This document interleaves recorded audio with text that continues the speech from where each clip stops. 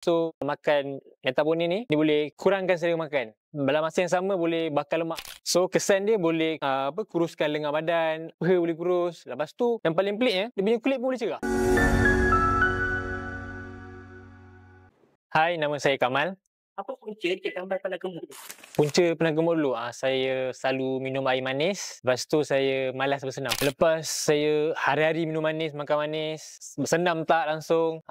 Tiba-tiba saya cek berat badan saya dalam 79 kilo, 80 kilo, macam tu. Dia bila start dari situ saya rasa macam aku dah tukar lah sebab badan dah berat sangat, dah besar. So rasa macam nak kena kuruskan badan lah. Ada tak momen yang baru share pada kita? Momen dia yang paling saya rasa lah bila buat kerja, berjalan ke, buat kerja ke memang penat, memang mengah. 1-2 langkah pun kadang-kadang lutut pun sakit. Tak, saya rasa macam badan saya dah berat lah masa tu. Macam saya pergi kerja naik motor, kadang-kadang bila dah terlampau berat badan ni, badan rasa penat, rasa lemah, boleh dapat micro sleep. Itu bahaya tu, lagi naik motor kan. Lepas tu kalau ada family dinner, gathering ke apa, diorang selalu peli-peli macam cabi je kau, comel je kau. Saya rasa macam apa yang cabi, apa yang tu. Bila tengok cermin, ya tu. Apa yang dia cakap tu betul lah. Cuma maybe peli kot, dia tak ada nak cakap direct kan sebab family kan. Okey, pernah tak fikir gitu? Memang selalu fikir lah nak kurus. Saya banyak cuba pil untuk kuruskan badan. Adalah member ajak pergi jogging. Tak apa lah, tak ada masa, tak ada tenaga. Tu tak dapat pergi join diorang tu. Lepas tu adalah juga cuba makanan-makanan diet macam tengok kat internet kan.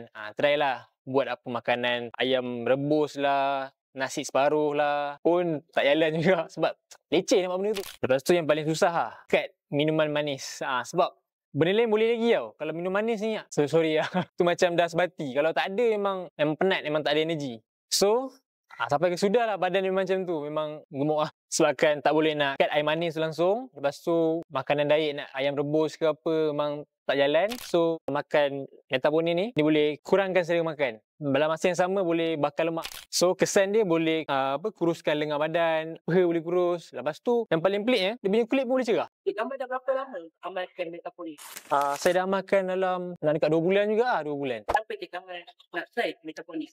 Sebab metabonin ni, dia macam mana? Saya punya hormon tak stable tau. Sebab susah turun berat badan. Bila makan benda ni, dia boleh kawal saya punya hormon. Dia boleh cut saya punya selera makan. So, macam saya kerja balik malam kadang-kadang kan. Tak ada masa. So, bagus lah makan benda ni. Boleh dia kawal lah pengambilan kalori kita setiap hari. Macam metabonin ni, dia punya barang-barang dalam ni semua jadi. Dia tak ada bahan chemical ke, bahan terlarang tak ada. Macam produk-produk kat luar sana yang untuk kurus, dia ada bahan terlarang. Sebab tu dia punya result instant. Macam cepat lah result dia. Saya tak kisah pun turun berat ni lambat, janji turun. Kamu boleh share tak cara makan metabolis?